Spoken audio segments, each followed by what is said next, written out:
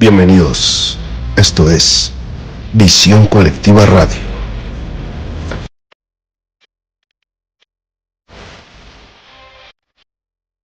Unidad y recuperación sin fronteras.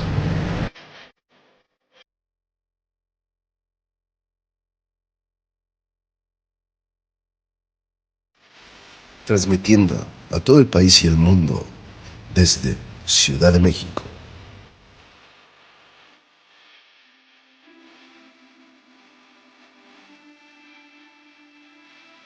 Visión Colectiva Radio.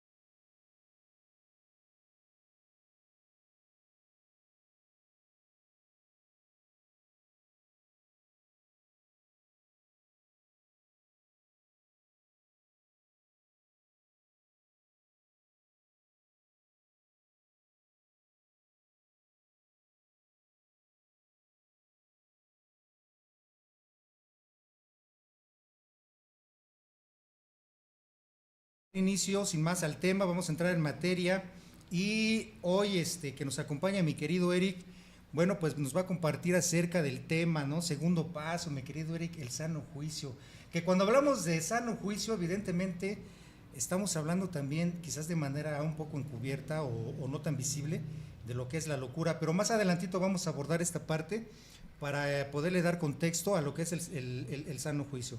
¿Qué nos dice el segundo paso, mi querido Eric, acerca de lo que es esta parte? Que dice, llegamos al convencimiento que solamente un poder superior nos puede devolver el sano juicio. Yo creo que ese encabezado nos va induciendo a reflexionar un poco acerca de cómo es que vamos perdiendo la noción de la realidad en ciertos aspectos. Nos habla por ahí, nos menciona acerca del beligerante, el intelectualoide y por ahí algunos otros aspectos de los cuales está formada nuestra estructura mental. ¿Qué nos puedes compartir, mi querido Irak, acerca de esta parte, ¿no? de cómo llegamos a ese convencimiento? Bueno, de entrada dice desde el primer paso que es dolorosísima la derrota. Nosotros con una copa en la mano torcimos nuestras mentes hacia una obsesión que solo un acto de la providencia podría arrancarnos. Menciona que nosotros somos enfermos física y mentalmente, que es un punto que a nosotros nos cuesta mucho aceptar. Muchos llegamos o nos acercamos a un grupo, dice el tercer capítulo, con la esperanza de volver a beber como la gente normal, y desde ahí se nota la locura que va implícita en la enfermedad alcohólica, ¿no? Es decir, muchos no estamos totalmente derrotados y queremos que se nos enseñe a beber. Mucha gente que está en un grupo actualmente, en el fondo anhela volver a beber, anhela tener un pretexto. Había compañeros que decían, preguntaban en juntas de preguntas y respuestas, si se muere mi mamá, ¿es válido tomar? O sea, preguntas de ese tipo, ¿no? Y había quien decía que en el bautizo de su hijo, pues, él iba a beber. Entonces, hay gente, justamente, que no acepta que nosotros tenemos, en la introducción del Libro Azul, Silver dice que nuestra alergia es un deseo, no dice vehemente, dice un deseo obsesivo, una cuestión. Nosotros siempre queremos beber. Entonces, por eso él dice que tenemos una mentalidad diferente. Y además, toda la literatura está diseñada para que nosotros entendamos que cuando entra una gota de alcohol a nuestro cuerpo, nuestra mente va a activar esa enfermedad. Entonces, dice Bill, al final del segundo paso, que nosotros tendremos que reconocer que ya sea que hayamos roto un mueble de la casa o las fibras morales de alguien, no obramos con sano juicio. Sano juicio es cordura. Entonces nosotros los enfermos que buscamos a través del alcohol estimularnos, fugarnos, tranquilizarnos, socializar, interactuar sexualmente con alguien y necesitamos ese lubricante social, somos personas que no tenemos equilibrio. Entonces se denota cierto aspecto de locura que a muchos les ofende. Sí, fíjate que por ahí incluso en una parte del libro he leído que dice que podemos aceptar ser alcohólicos, ¿no? O tener algún tipo de adicción, pero cuando nos mencionan que estamos locos, como que algo dentro de nosotros se inquieta, ¿no? Se incomoda, como que no le agrada escuchar, ¿no? Que estamos mentalmente desequilibrados. Que esto no es exclusivamente solamente es algo exclusivo, solamente de las personas que llegamos a padecer una adicción, ya sea el alcohol, las drogas. Esto también forma parte por allá afuera del tipo de mentalidad que llegamos a tener cuando actuamos de manera impulsiva, de manera desequilibrada, de manera deliberada, sin contemplar las consecuencias, ¿no? Entonces, ahorita mencionabas un factor muy importante acerca de la obsesión, ¿no? Creo que es una parte fundamental el entender que si nuestra mente está enfocada en esa obsesión, siempre vamos a tener como ese riesgo, podremos decir que es un riesgo, de volver a ceder a las demandas del alcohol, ¿sí es correcto? Sí, incluso en algún momento le llaman el rey alcohol y nosotros somos sus vasallos. ¿Te acuerdas del tema de los 17 síntomas de la personalidad alcohólica? Sí. Donde Ernesto Lamoglia, interactuando con los grupos de alcohólicos anónimos, él hace un patrón de la personalidad de un individuo enfermo sin beber. Y justo en uno de ellos, en un síntoma, él llama la incapacidad de asimilar experiencias. Dice que nosotros somos incapaces de asimilar aprendizaje. Tenemos una mente volátil. Dice, el alcohólico, por eso cuando bebe y está bien crudo, y en el momento jura no volver a beber, a los 15 días dice, no, yo creo que me equivoqué, ¿no? Tal vez era adulterado, tal vez bebí de lo que no era correcto, pero creo que ya estoy capacitado para... Dicen, locura es hacer la misma cosa una y otra vez esperando diferentes resultados. ¿No? Por eso muchas veces intentamos regresar con la misma persona con la que tanto daño nos hicimos, ¿no? Pensando que ya cambió, ya fue a escribir, ya está en su grupo, ya es delegado y ya es otra persona. No, seguimos siendo los mismos. Entonces, en la incapacidad de asimilar experiencias, Ernesto Lamoglia dice que nosotros somos incapaces de practicar lo que ya nos hizo bien y de olvidar lo que ya nos hizo mal. Dice, de ahí que nosotros tengamos que estar en una junta constantemente. Hoy hay mucha gente partidaria de decir que ese es como un encadenamiento, ¿no? Que nos lavan el cerebro y nos dicen que que somos alcohólicos para toda la vida y lo ven como una condena. No, no es una condena, solamente es como una enfermedad con la que hay que tener cuidado. Entonces, en el momento que uno se aparta del rebaño de los alcohólicos, se inclina por las ideas mundanas. ¿Cuántos no hemos tenido la tentación de decir, bueno, ¿qué hago todas las noches en una agrupación? Yo merezco una vida social activa, y sutilmente van a llegar las tentaciones. Nosotros somos individuos hipersensibles, es decir, estamos en el extremo de la sensibilidad, y las ganas de beber, decía un compañero mío, jamás se te van a ir. Dice, obviamente la recuperación no es estar curado del alcohol, porque no existe una cura, existe la recuperación, que es justamente evitar la tentación de beber. Pero comentan las malas lenguas que Bill en su lecho de muerte pidió una copa de alcohol. A mí no me consta, tampoco se me haría raro, ¿no? Es decir, muchos de nosotros en algún momento crítico hemos tenido la tentación, la idea de decir, ¿qué pasa si me tomo una? Cuando hay trabajo, cuando hay apadrinamiento, cuando hay práctica, uno sabe, me decían a mí, que bebiendo solo vas a empeorar todo.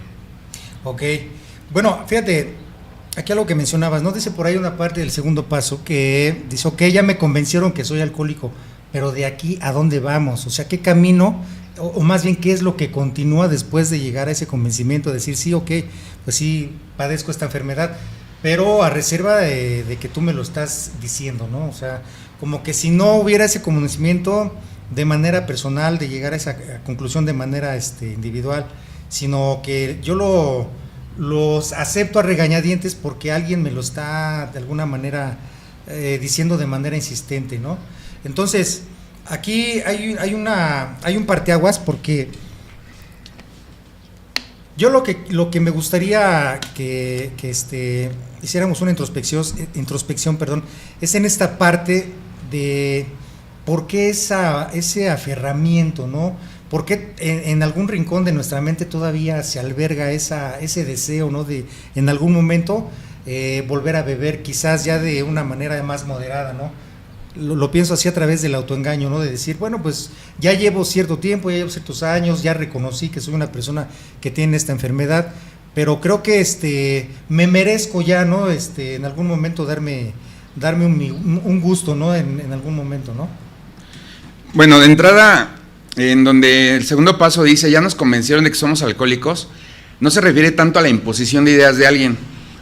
Mi padrino decía, compartiendo, decía, esta noche quien no se sienta alcohólico que recoja su miseria y que se retire, ¿no? Es decir, las circunstancias ya son las suficientes para que nosotros nos demos cuenta que somos alcohólicos. Cuando uno mira hacia atrás y te das cuenta qué hicimos con nuestra familia, qué hicimos con nuestra juventud, qué hicimos, ese tema dedicado a las mujeres de hasta la flor más bella se marchita, a mí me gusta decir que incluido un joven, no porque sea del sexo masculino, no deja de verse mal abotagado de alcohol. Entonces, han sido las circunstancias las que nos conducen a Alcohólicos Anónimos. Obviamente, desde el primer paso dice que la idea de admitir que somos alcohólicos hace que todos nuestros instintos se rebelen. El primero que se va a revelar es el instinto social. Sí. O sea, yo voy a ir a una fiesta y no voy a beber. ¿Qué van a decir de mí si yo fui el campeón de la bebetoria, ¿no? Yo fui el que más bebió, yo fui el que los instigó a beber, yo soy aquel. Dicen que nos acompaña toda una visión social de que el alcohol es bien visto. Entonces, cuando dice, ¿de aquí a dónde? Bueno, a la práctica de un programa, porque recordemos que el primero y el segundo paso no requieren acción, solamente hay que aceptar las dos ideas poderosísimas. La primera, la de la derrota ante el alcohol y la vida ingobernable, y la segunda, que no tengo sano juicio, Dios mediante se me devolverá. ¿Por qué siempre en nuestras cabezas, en los rincones, rondará la idea de volver a beber? Porque tenemos una mente alcohólica. Porque alguien decía, nosotros somos alcohólicos antes de beber.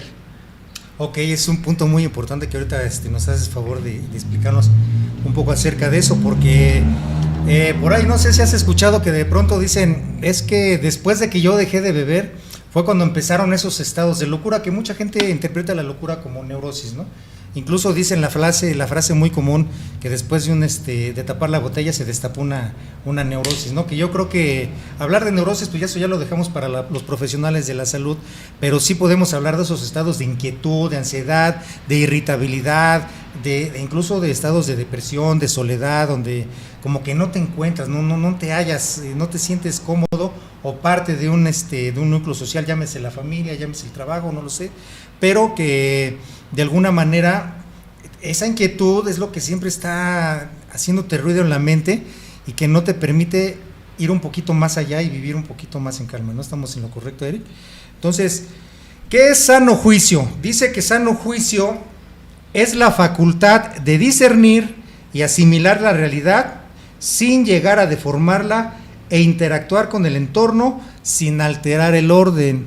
Entonces imagínate nada más, o sea, tú bien lo decías hace rato, ¿no? Que nuestra mente, estamos en un total desorden, hay caos, hablabas hace ratito del caos, que no podemos tener congruencia entre lo que decimos, lo que sentimos y lo que hacemos, ¿no? Y cuando se vive en ese estado, pues evidentemente no hay una línea de vida donde podamos vivir de manera correcta, de manera satisfactoria. Pero vaya, más adelante nos va mencionando acerca de cómo está o cómo son, digamos, cómo están clasificados varios tipos de comportamientos, ¿no? Nos habla del beligerante, que siempre está peleando con todo, ¿no? Que de todo le hace de a todos, que siempre está inconforme, con nada está de acuerdo, nada le gusta, con nada queda satisfecho. Pero, ¿a qué obedece, mi querido Eric, que a veces estemos en esa condición de estar peleados con todo el mundo, o de querer estar en conflicto con todo el mundo, estar en desacuerdo? Bueno, beligerante que viene de bélico. Ajá. Y el alcohólico es un inadaptado, justo su hipersensibilidad con la que Bill dice, recordemos cuando Bill menciona que de niño él está en un día de campo con sus papás y escucha la palabra divorcio y a él todo se le resquebraja, o cuando menciona que en su adolescencia, viviendo con su abuelo, su novia muere. Dice, una persona normal se hubiera deprimido 1 año, yo me deprimí 3. Esa hipersensibilidad que a nosotros los alcohólicos nos hace ser demasiado sensibles, un rechazo nos afecta mucho, un fracaso nos hunde, un triunfo nos emborracha. Nosotros somos demasiado sensibles, incluso hay quien dice que debemos de traer un letrero que diga frágil, trátese con cuidado. Sí. Eso hace que nosotros siempre seamos inadaptados desde la casa. No sé si sea tu caso, George, pero al menos en el mío, yo conozco gente que vivió cosas parecidas o diferentes o peores que las mías y no terminaron en una esquina, en una banqueta tirados. Es decir, nosotros tenemos una fragilidad y una vulnerabilidad extrema. Eso hace que siempre estemos en condiciones difíciles. Por eso cuando llegamos a un grupo y somos bien tratados, estamos felices. Pero cuando llega el amor adulto, cuando llega la responsabilidad, cuando llega la invitación a servir, cuando nos cuestiona la falta de compromiso, nos ofendemos y nos resentimos. Somos los reyes del resentimiento. Por eso Bill hace tanto énfasis en el 5º capítulo de cuidar el resentimiento, que es el ofensor número 1. Menciona en algún texto Bill, en La próxima frontera, dice: yo he sido el campeón de las recaídas, hablando de la depresión. Somos alcohólicos extremistas, entonces son nuestras emociones volátiles las que siempre nos hacen estar chocando con todo y con todos. Ok, ese es muy buen punto. Y bueno, pues esto tiene mucho que ver con lo que viene más adelante, ¿no? En el trabajo del 4º y el 5º paso, referente a lo que es el análisis a nivel personal, ¿no? Y lo que es la expresión de esas emociones que han estado reprimidas, pero eso viene mucho más adelante. Entonces, bueno, eso en la parte de ser una persona beligerante, ¿no? Y fíjate, no habíamos hablado, tocaste un punto también muy esencial, el conocer esa parte de nuestra hipersensibilidad, ¿no? Nosotros sentimos, si no al doble, yo creo que al triple o al cuádruple, ¿no? De lo que podría denominarse como normal. Yo creo que sí, eso es derivado de conflictos que traemos arraigados desde la niñez, que quizás no tuvieron una interpretación adecuada para poderlos digerir o metabolizar mentalmente y que no me afectaran en una vida futura, ¿no? Porque dentro del contexto de lo que es los grupos de 4º y 5º paso, se habla mucho acerca de heridas del alma, el niño interior y todas esas cuestiones que yo quiero suponer que tienen mucho que ver con el hecho de ser personas hipersensibles, personas que con un pinche rasguño ya te quieres ir al hospital y que no alcanzas a asimilar la realidad externa de una manera apropiada para que no te cause ningún conflicto, ¿no? Pero bueno, aparte de eso, también viene la mentalidad del autosuficiente, ¿no? Del que cree que no necesita de nada ni de nadie, que con sus propias capacidades ha logrado subsistir y sobrevivir y puede lograr incluso poder dominar una enfermedad de esta naturaleza. ¿Qué opinas de eso, mi querido Eric? Sí, menciona desde 2 rubros la autosuficiencia, desde el económico, dice: cuando éramos jóvenes, y ahí menciona la palabra, la presunción de la juventud, sí, que es incluso un tema. Cuando uno es joven, decía mi padrino, tienes 2 problemas para quedarte: uno, admitir que eres alcohólico, y el otro problema va a ser tu juventud, porque muchas veces la juventud nos hace inconscientes. Al menos cuando yo llego a un grupo, yo escuchaba hablar a los viejos, y yo siempre pensé desde mi silla: ellos por pendejos, ¿no? Ellos porque no saben, ellos porque no pueden, yo les voy a demostrar. Hasta que, bueno, el día de hoy estoy viejo dentro de una agrupación y me doy cuenta que sus palabras no eran en vano.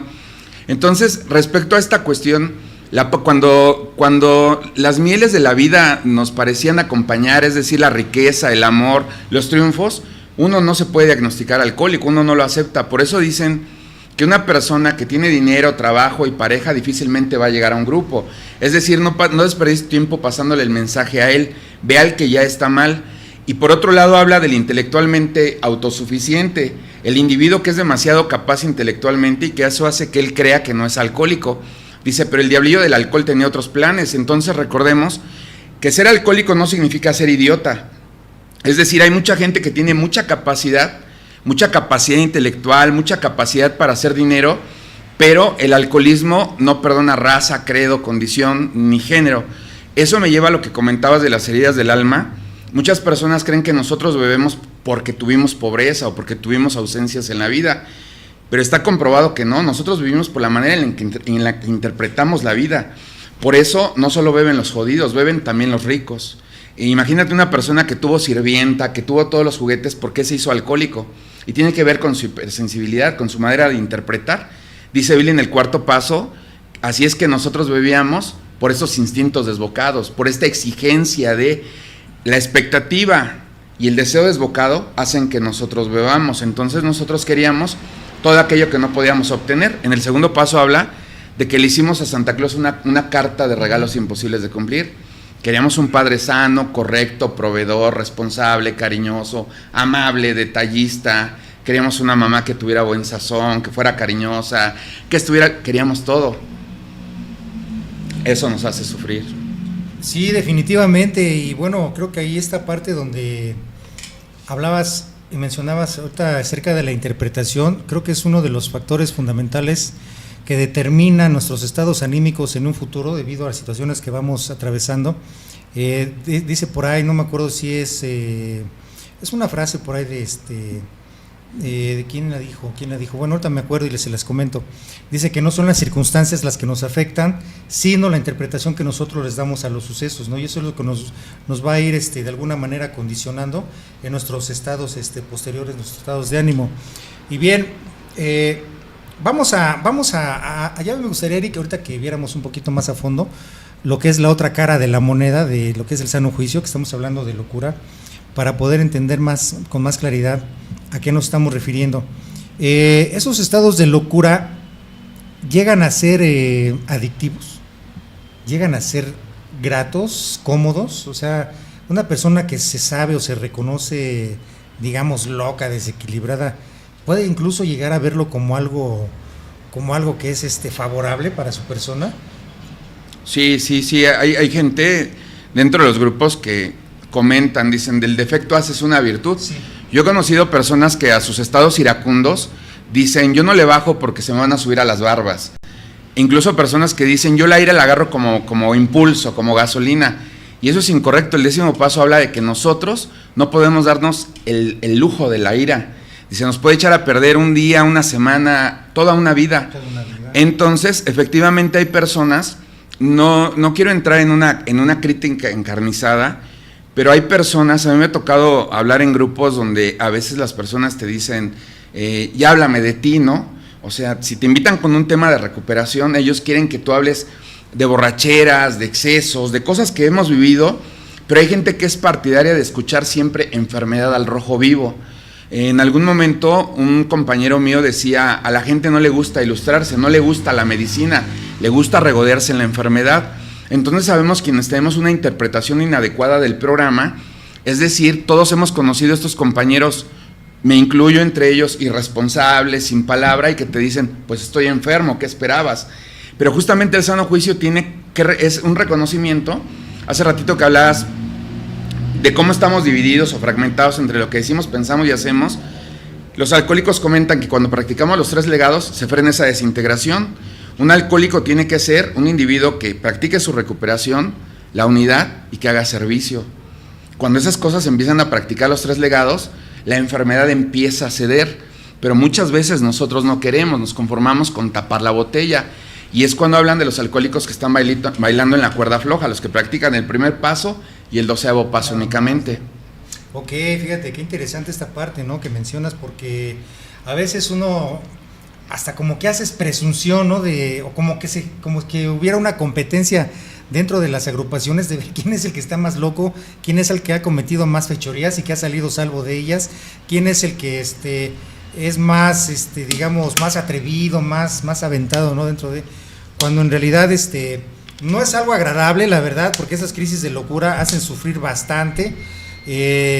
A veces nuestra imaginación, nuestros malos pensamientos, la perversa enfermedad, cuando está haciendo ruido dentro de nuestra cabeza, no es agradable porque se siente mucha inquietud, de pronto hay confusión, de pronto tienes incluso miedo, ¿no?, de no saber cómo ir controlando todos esos estados, ¿no? No sé si a ti te ha pasado, mi querido Eric, que de repente estás bien, pero de un momento a otro como que pierdes la calma, quizás así como que de manera repentina, sin motivo aparente, ¿no?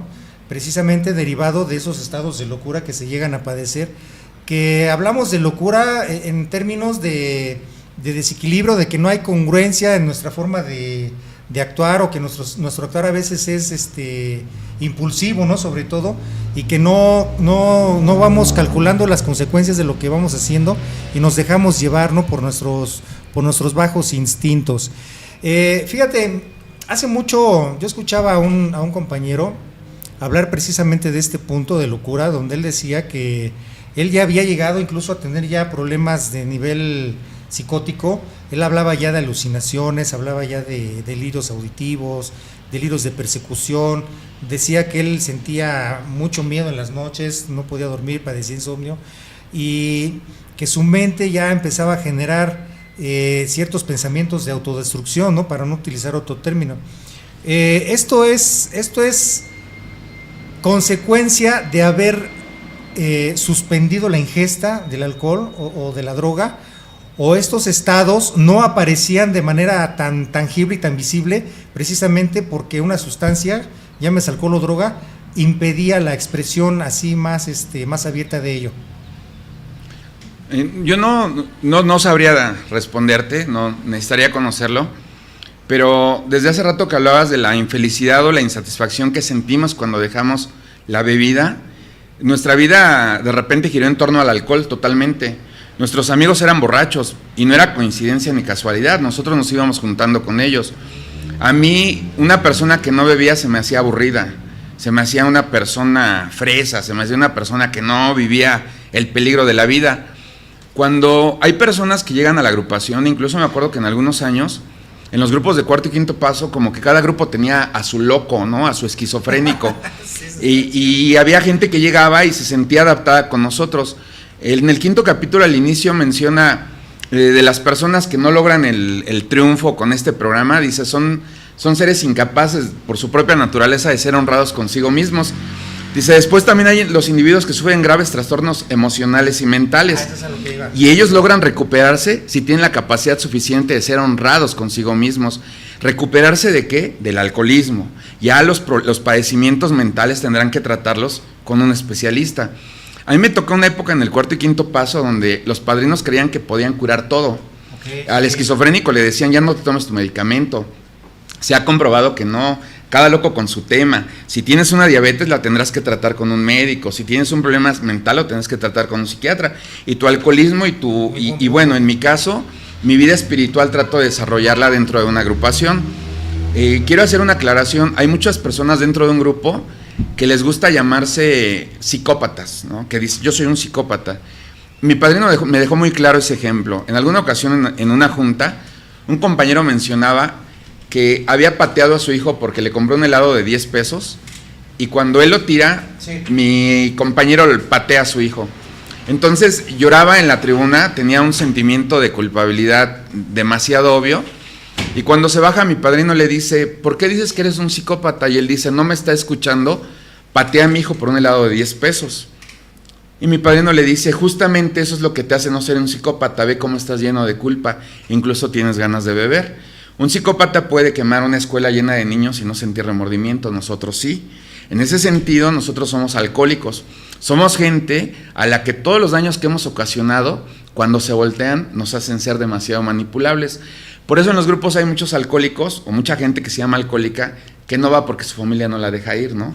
Que ahora tienen que quedarse a cuidar nietos, que ahora tienen que cuidar a los hijos de 30 y tantos años. La culpabilidad no trabajada, muchos le llaman recuperación.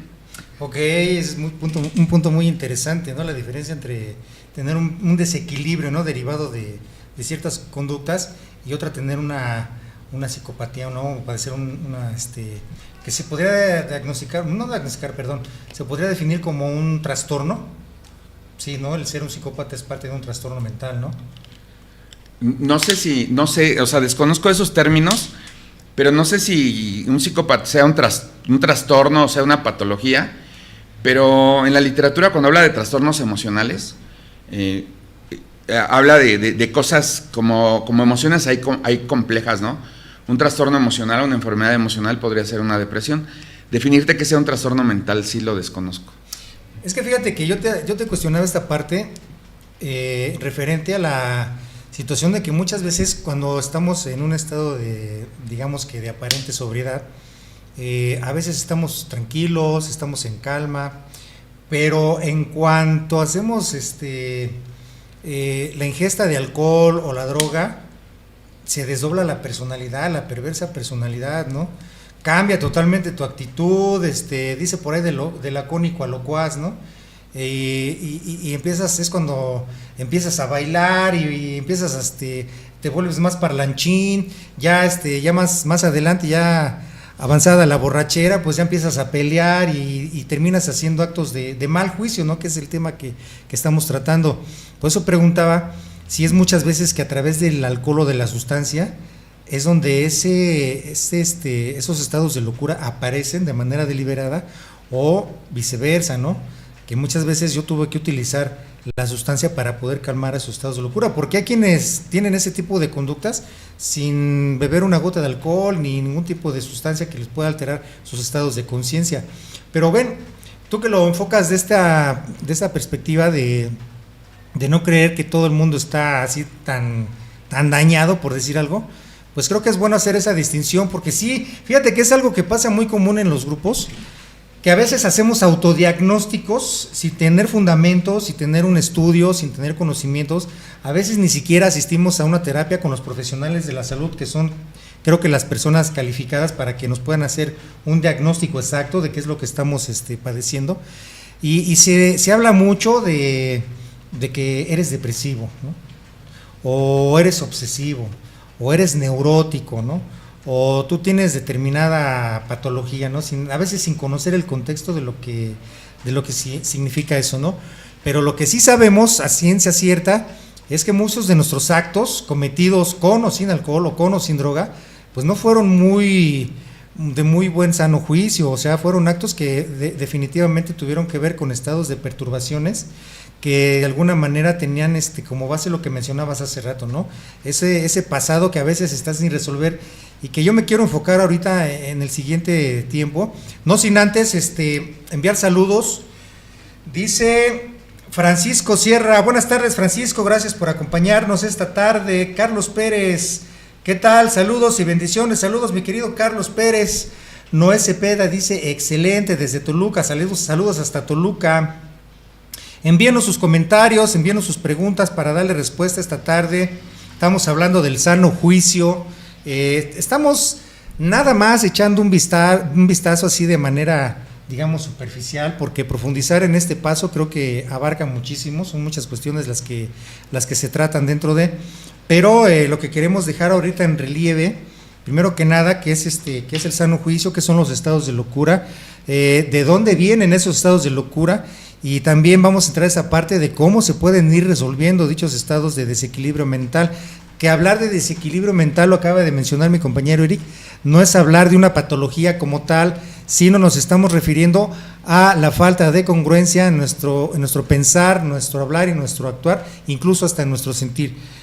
Vamos más adelante, mi querido Eric, ¿qué nos compartes acerca del segundo paso referente al intelectualoide, ¿no? Al que todo lo quiere resolver a través de la mente, que no necesita de un poder superior, que no necesita saber de Dios, que él con el poder de la inteligencia puede resolverlo todo? Bueno, es una tentación habitual. De por sí hay gente que dentro de una agrupación a veces no tiene demasiado respaldo académico y aún así se siente inteligente. Okay. Es una tentación. Dice la literatura que nosotros somos idealistas en bancarrota y además tenemos una visión generalmente que no coincide con nuestra realidad. Tenemos una opinión demasiado buena de nosotros mismos. Algún alcohólico a mí me decía que muchos alcohólicos dentro de los grupos se llaman agnósticos. Él comentaba con cierta precisión, dice, agnóstico es Bill. Bill tenía muchos estudios que le impedían creer en Dios, dice, y él me decía, pero tú leíste nada más el libro Vaquero, entonces tú no eres agnóstico, tú eres un desorientado. Sí. Y me ha tocado ver resultados y me ha tocado practicar resultados cuando de repente alejamos el factor Dios. En la tercera tradición, cuando habla de Ed, el blasfemo, donde él dice, a mí me agrada mucho lo que ustedes hacen, pero ya dejen a Dios de un lado, ¿no? Eso me incomoda. No queda preciso si bebe o no bebe. La cuestión es que encuentra una Biblia debajo de la almohada del hotel donde él está, y creo que todos nosotros hemos encontrado que el factor Dios es importante. La racionalización es peligrosa. Recordemos la segunda tradición, cuando Bill en un mal estado económico, es abordado por Charlie Towns, el dueño de la clínica donde tiene su despertar, su manifestación. Su experiencia espiritual es el término. Y Charlie le dice, Bill, ¿por qué no te vuelves un terapeuta con diploma, ¿no? Sin diploma. Entonces, cuando él va en el metro, le llega una voz bíblica, incluso dice palabras de la Biblia que dice, de acuerdo al trabajo es el salario. Cuando él llega a su casa, dice en la segunda tradición, una bola de alcohólicos esperando café, pero en la reunión de la noche, esto viene en Transmítelo, dice, su esposa Lois es la primera que está en desacuerdo, y después los alcohólicos, el puñado de alcohólicos que estaban sin beber le dicen, Bill, ¿qué pasa si tú cobras? después nosotros vamos a cobrar y esto se lo va a llevar el carajo. Entonces ahí queda consciente, queda plasmada otra de las máximas de Alcohólicos Anónimos. Es difícil que uno solito se guíe, por eso son grupos de autoayuda. Yo necesito estar apadrinado. O sea, este programa no se puede practicar individual. Y en la segunda tradición habla de que la conciencia se va a manifestar, un Dios amoroso se va a manifestar a través de la conciencia. Conciencia es conocimiento. Un puñado de alcohólicos que tengan conocimiento de lo que están haciendo y por qué lo están haciendo, hay mucha probabilidad de que Dios se manifieste ahí. Entonces me agrada reconocer que Bill piensa estar guiado por Dios, dice, lamentablemente era equivocado. Se manifiesta la conciencia y le dice, no, Bill, esto no se puede cobrar. Entonces sacar a Dios de la ecuación es presuntuoso y peligroso. Ya lo hicimos antes de llegar a una agrupación, no hay razón para seguirlo haciendo. Ahorita que mencionas acerca de la conciencia, fíjate que dice por ahí una de las tradiciones, si no mal recuerdo, que no hay líderes, ¿no?, dentro de nuestras agrupaciones, sino que solamente somos servidores, ¿no?, de confianza, y que ese poder divino se manifiesta precisamente a través de la conciencia. Pero más explícitamente, ¿cómo es esa manifestación? ¿Cómo concibes tú esa manifestación de ese poder superior a través de cada uno de nosotros? En la opinión, es decir, si nosotros decimos, compañeros, el grupo no tiene recursos, ¿qué hacemos? Un consenso, la pluralidad, la opinión de todos, incluso en las bitácoras, no me acuerdo si es en la de Central Mexicana, que viene la oración del servicio, que dice, Dios, concedemos el valor, la serenidad, para que esta junta de servicio esté totalmente a salvo, especialmente de nosotros mismos. Entonces, esa es la conciencia manifestada. Obviamente, para que haya conciencia tiene que haber un poquito de ilustración. Cuando Bill habla en el concepto de las características que un líder debe de tener, y recordemos que el liderazgo no significa mando, ¿no? Exacto. Y dice que un líder debe de ser rigurosamente ilustrado, responsable y moral. Cuando nosotros estamos en una reunión entendiendo que estamos tratando asuntos de vida o muerte, porque si el grupo perece, nosotros también, si nosotros tratamos de que siempre sean nuestros mejores deseos los que prevalezcan en una reunión, no habrá medidas dictatoriales, intransigentes, llenas de cerrazón. Ese es el Dios amoroso manifestado. Yo nací en un grupo de cuarto y quinto paso, por manifestación entendíamos otras cosas, ¿no? Entendíamos el individuo que se transforma, el que levita, cosas así. Y hoy entiendo que muchas veces, yo he visto la manifestación de Dios en los alcohólicos. Yo he llegado mal a una reunión, he subido a la tribuna, me han dado la ayuda y he ido mejor a mi casa. He sentido la mano de Dios. Entonces, hoy creo que un Dios amoroso se va a manifestar más fácilmente a través de individuos ilustrados, responsables y morales. Ok. Yo tengo una pregunta y es una pregunta que le hago de manera constante a los compañeros. ¿Qué entendemos por despertar de conciencia y qué entendemos por una regeneración espiritual? Este es mi punto de vista, más allá de lo que cada quien piense. Cuando Bill en la clínica Towns, el 11 de diciembre de 1934, cae derrotado, es decir, cuando el doctor Silver lo desahucia, dice Bill que leyendo el libro de Variedades de Experiencias Religiosas de William James, se da cuenta que experiencias espirituales hay como arena en el mar, como granos de arena en el mar, es decir, cada uno llega por vías diferentes. ¿Cuál es el común denominador? El colapso del ego. Cuando nuestro ego se achicharra, nosotros vamos a vivir potencialmente una experiencia espiritual. La diferencia con el despertar espiritual, dice en el 12º paso, habiendo practicado estos principios en todos nuestros asuntos, como resultado tuvimos un despertar espiritual. Y por despertar espiritual dice, esto significa que ahora podemos hacer, pensar y sentir eso que antes sin ayuda no podíamos. Entonces yo diferencio, la experiencia espiritual es cuando tu ego se achicharra, el despertar espiritual es cuando estás practicando el programa y llegas a un nuevo estado de conciencia en el que ahora tú mismo puedes pensar positivamente, puedes sentir mejor y puedes obrar mejor. Es decir, ya no necesitamos el paliativo del alcohol. Ante la adversidad hoy puedo decir, esto también pasará. Ante la adversidad yo puedo decir, bueno, si mi madre muere y yo bebo, ¿qué voy a solucionar? Si mi esposa se va y yo bebo, ¿qué voy a solucionar? Y empieza a haber un grado de sano juicio. El despertar espiritual te permite hacer, pensar y sentir eso que antes no podíamos. Ahí es como yo diferenciaría. Entonces la experiencia espiritual es una, el despertar es otro. En el sexto paso, cuando habla de que nosotros tenemos que trabajar nuestros defectos de carácter, dice, nosotros aspiramos al desarrollo, la perfección no existe. ¿No? Entonces tenemos que estar trabajando insistentemente en nuestra vida, en nuestros defectos, en eliminar nuestros defectos, en reparar con las personas con las que hemos actuado con mal juicio. El 10º paso es un inventario constante, perseverante, en donde dice, hoy me comporté con los demás como me hubiera gustado que se comportaran conmigo. El 11º paso, que es una tarea para toda la vida, y ahí es donde yo veo el desarrollo espiritual. Sí, pero es un trabajo que creo que es arduo, que definitivamente no todos estamos dispuestos, ¿no? Porque todavía como que hay esas reservas mentales por ahí escondidas, más bien la ilusión de que en algún día podremos ser bebedores normales, ¿no? O consumir algún tipo de sustancia de manera segura, ¿no? Que no nos lleve al peligro. Pero este es un trabajo, bien lo dices, es un trabajo amplio, es un trabajo para toda la vida, porque a veces yo, fíjate que he llegado por ahí a escuchar en algún podcast, a alguien decir que esto tiene cura. No lo sé, quizás para él sí la tenga. Hay quienes dicen que esto es una enfermedad incurable, progresiva y mortal. Yo creo que eso lo determina el grado precisamente de decrecimiento espiritual que vas obteniendo a través de la práctica de los pasos, señores, porque esto es de práctica, esto no es de teoría, y yo siempre se los digo en los grupos. A veces en los grupos se da la situación de que esas reuniones, hablabas ahorita de cómo a través de la opinión se manifiesta ese poder superior, pero muchas veces no es el poder superior, es tu enfermedad la que está hablando, y me refiero a esa parte donde hay grupos que solamente se habla de enfermedad, hay llanto, hay autoconmiseración, y siempre se busca como que ese apapacho, como que ese abrazo de consuelo, pero eso no nos da de alguna forma recuperación, como lo sugiere el libro de los pasos, de los 12 pasos. Lo que nos da verdadera recuperación, un estado de equilibrio mental y emocional, es la práctica de los 12 pasos, ¿no?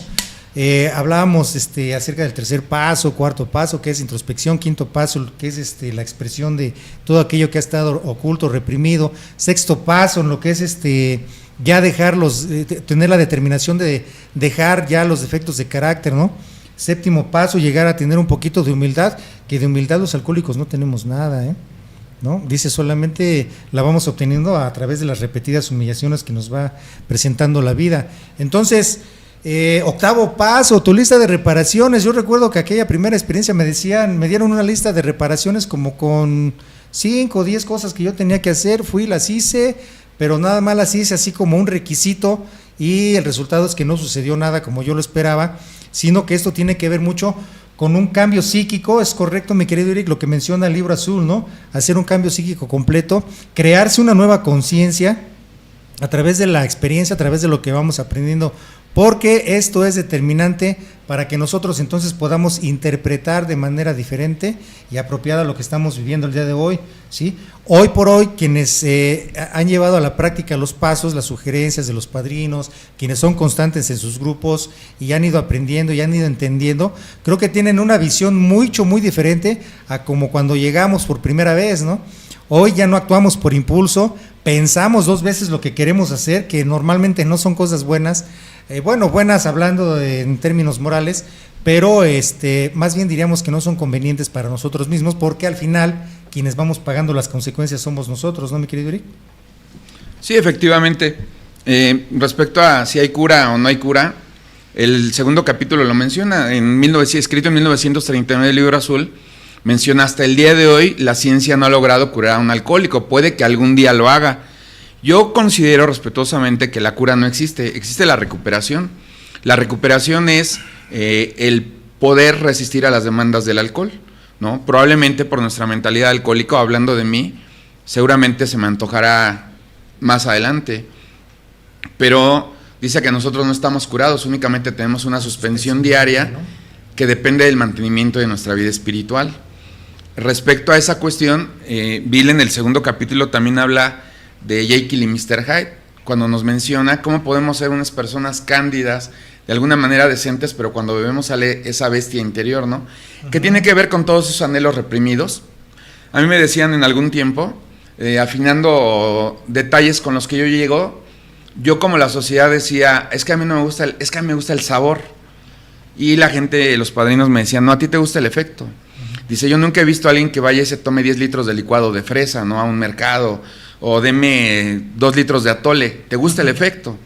Lo dulce es más rico, pero a ti te gusta lo que cambia tu estado de ánimo. Y también, en algún momento, pensaba que el alcohol era una cuestión social, que era una cuestión agradable, que era una cuestión que me hacía mejor persona. Entonces, volteando, te das cuenta que no, que es una falta de sano juicio darte cuenta cómo podemos anhelar volver a beber el veneno, donde dice Jung, veneno es en latín, que ha destruido nuestra persona. ¿Cuántos de nosotros llegamos a una agrupación con las mejores oportunidades de nuestra vida deshechas por causa de nuestro alcoholismo? Con nuestras relaciones más bonitas deshechas, ¿cuánto daño le hemos ocasionado a nuestra familia, a la gente que decimos querer? En el 6º capítulo, donde dice, el alcohólico es como un huracán rugiente que pasa por la vida de los demás, y sin embargo, ante cada tentación, ante cada adversidad, anhelamos volver a beber. Pero además, no nada más en las adversidades, también en los triunfos. Hay alcohólicos dentro de una agrupación que recaen cuando todo les sonríe, cuando se empiezan a olvidar de su agrupación, de su necesidad, de cómo llegaron, cuando la derrota les es ajena. Por eso dicen, ten cuidado con los extremos emocionales, ni muy triste, ni muy alegre, ¿no? Ambos te van a llevar a recaer. Debes de tratar de mantenerte sobrio. Y si te acuerdas en el tema de la sobriedad para hoy, la humildad para hoy, justo dice, he dejado de irme a los extremos, yo hoy encuentro en la sobriedad, en el en medio, un lugar decente. Entonces, es decir, esta tarde yo te podría decir respecto a mí, no soy el mejor, pero para nada soy el peor. No he vivido la mejor vida, pero para nada la peor. No tengo los mejores padres, como tampoco tienen el mejor hijo, pero no son, es decir, los extremos son peligrosos. Sí, definitivamente, ¿no? Y el alcohólico, el enfermo, pues es extremista, ¿no? Es excesivo, ¿no? Y creo que hasta encuentra cierto placer deformado, ¿no? En irse a esos extremos. Pero esto es importante irlo ubicando de manera clara, porque también como alcohólico y como alguien que tiene desajustes de orden mental, tanto en sus pensamientos como en su conducta, creo que siempre tiendes a distorsionar la realidad, ¿no? Exageramos los conflictos y minimizamos a veces nuestras responsabilidades, ¿no? Como que algunas cosas tendemos a exagerarlas, a veces a conveniencia, y otras tendemos a evadirlas también por conveniencia de no entrar a la parte de la responsabilidad. Vamos a ver si hay más comentarios, mi querido Eric. Ya no nos han mandado comentarios. Noé Cepeda desde Toluca, saludos Noé, ¿cómo está el clima por allá? Porque aquí está el calor bárbaro, esperemos que por allá sea un poquito más fresco. Y bueno, pues hasta este momento hemos echado un vistazo a lo que es el segundo paso, el sano juicio. Creo que hay muchísimo más todavía que pudiéramos ahondar, que pudiéramos echarle una revisión, pero para mí el punto más importante es precisamente la cuestión de cambiar el enfoque, ¿no? De lograr cambiar mi mentalidad a tal modo de que no sea tan frágil, ¿no? A la cuestión de recaer, ¿no? De dejarme llevar por esos malos deseos. Es algo que tenemos que poner mucha atención en esta parte. Precisamente, apenas hace poco comentaba sobre la situación de cómo de pronto sentimos que ya estamos bien, cuando en nuestro entorno de vida las cosas empiezan a funcionar, empiezan a cambiar, ya te empieza a ir bien en el trabajo, ya empiezas a tener una mejor relación con tu familia a nivel social, físicamente incluso te llegas a sentir bien, y de pronto te confías y es cuando caes en la trampa, ¿no? De repente decir no pasa nada, ¿no?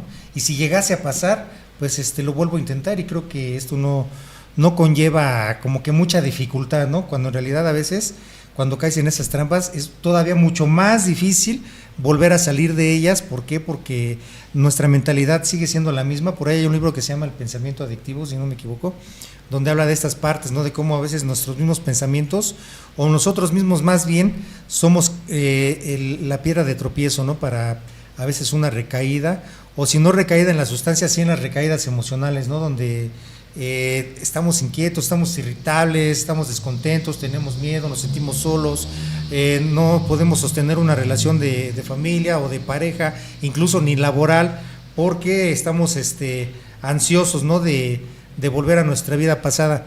Pero ahorita comentaba mi compañero Eric, la fuerza que tiene, ¿no? Siempre sujetarse de un poder superior, como tú lo entiendas, porque también hay esta parte de los conflictos religiosos, ¿no? Aquel Dios que nos inculcaron nuestros padres, pero que no dio tan buen resultado, dice por ahí, porque el diablillo del alcohol tenía otros planes para nosotros, mi querido Eric. Sí, discutir sobre quién o cómo es Dios es innecesario.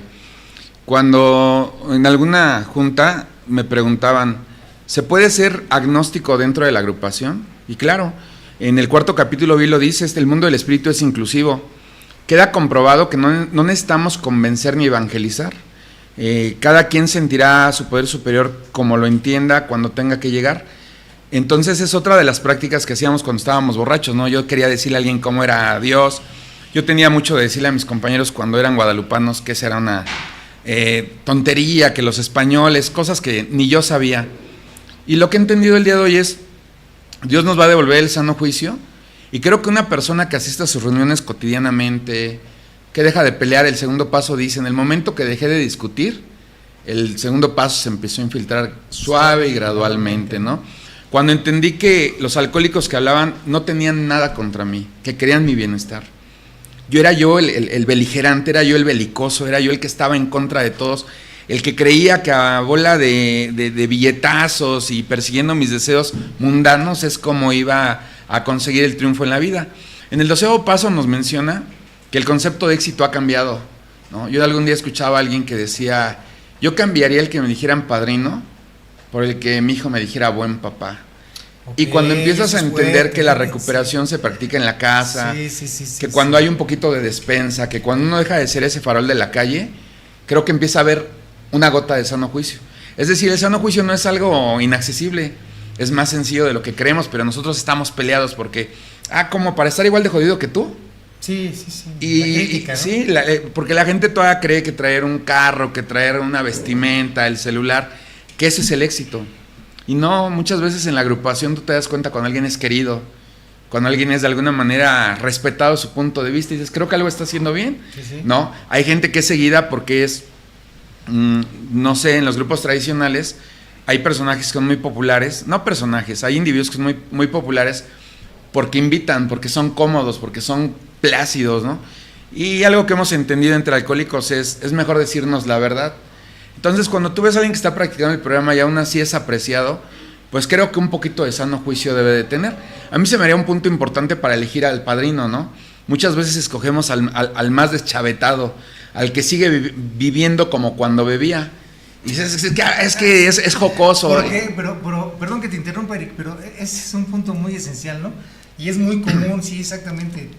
Te interrumpí bruscamente para que no se me fuera la idea, porque siempre buscamos personas que sean muy parecidas a nosotros, como con la esperanza de que esas personas nos den las respuestas tan anheladas o tan deseadas que tenemos, ¿no? Dentro de este proceso.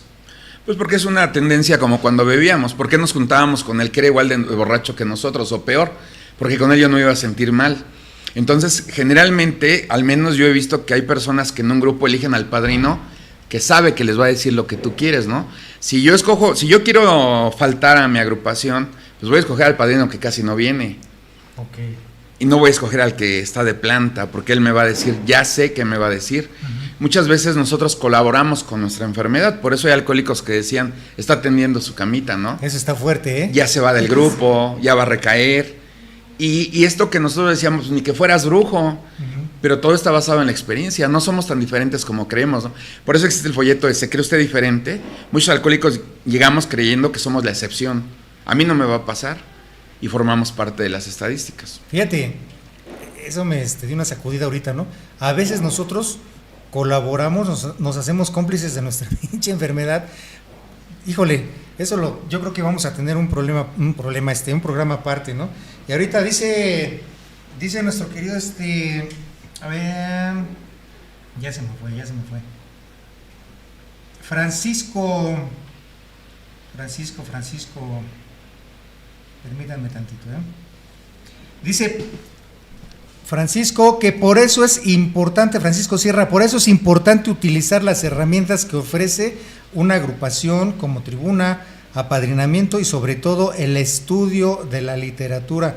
Totalmente de acuerdo, mi querido Francisco, porque precisamente eso es lo que nos conduce a tener un mejor punto de vista, la experiencia nos puede dar la oportunidad de tener mejores puntos de vista, mejores comentarios.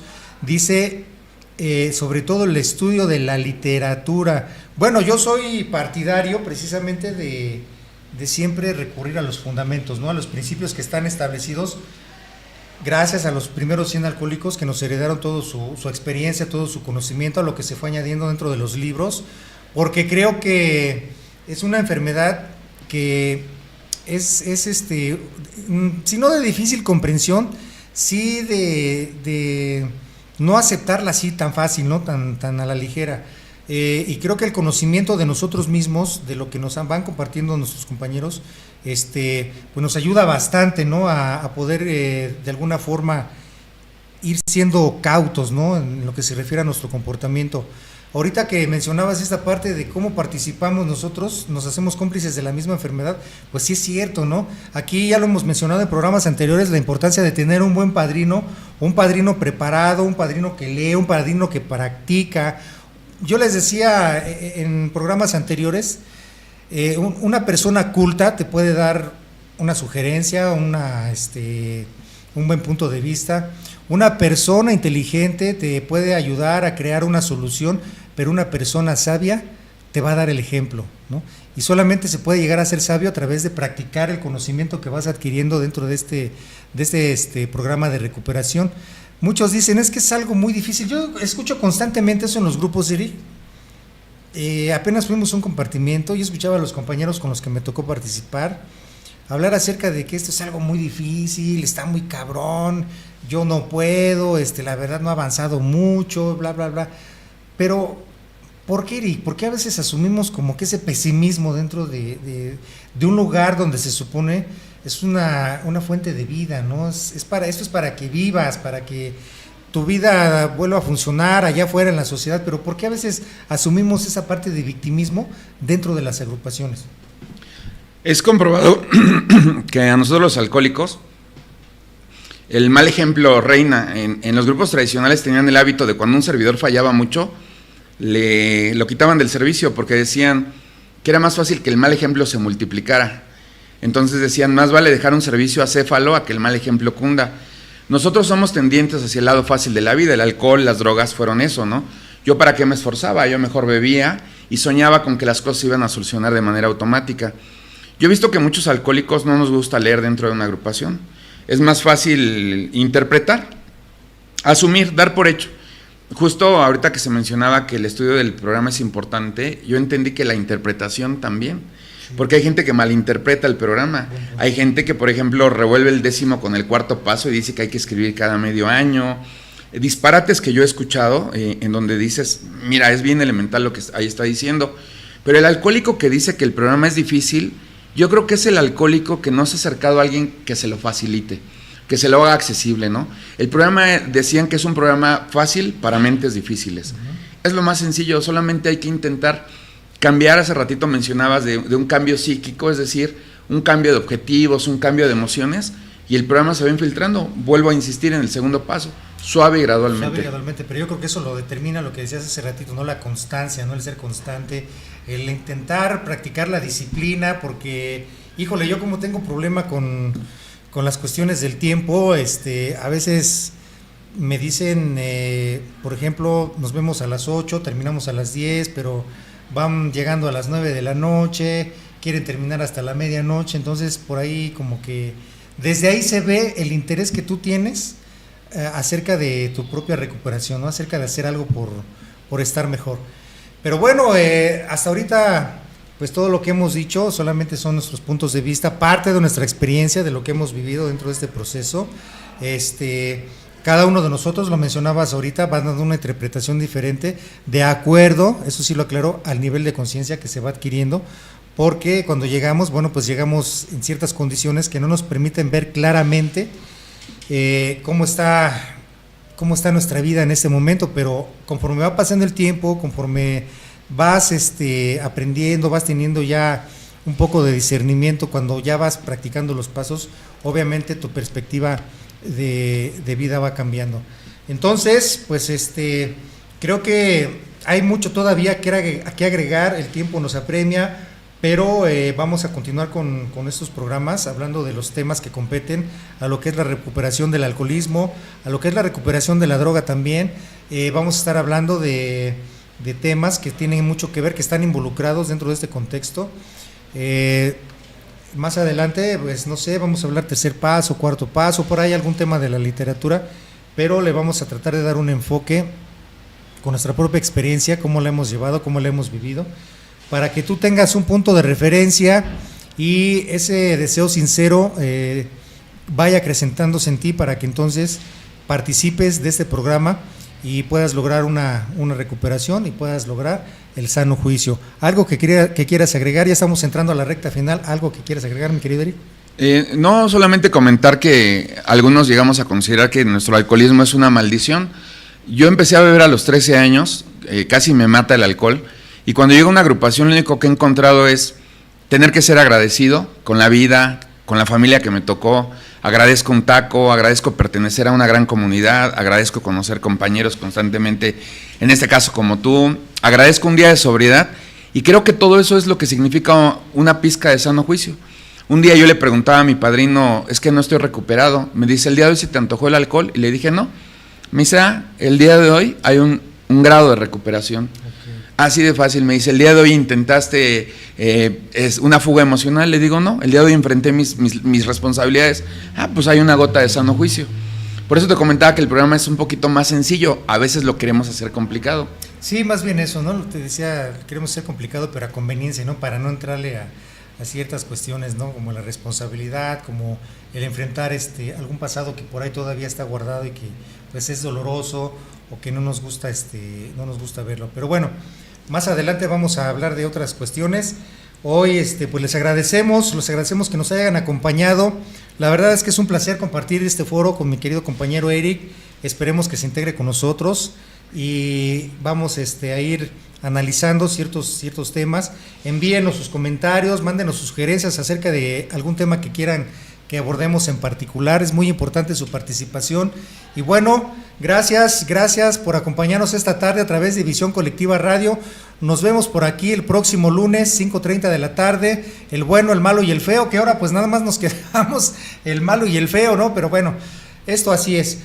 Muchas gracias. Quiero mandar un saludo a mi querido compañero Quique Medina, Luis Javier, padrinazo, muchas gracias. Aquí estamos en la lucha diaria. Y bueno, no me queda más que decir que Dios los bendiga. No desistan en su trabajo de recuperación y no descuiden, sobre todo no descuiden su espiritualidad. Mi querido Eric. Muchas gracias a todos. Muchas gracias, Jorge, por la invitación. Felices 24 horas. Felices 24 horas. Gracias, mi querido Eric.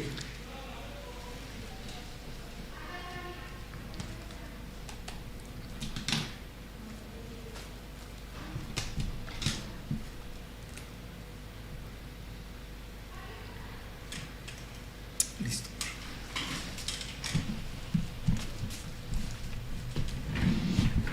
Como Joaquín López Dóriga, ¿no? Ándale. Entonces,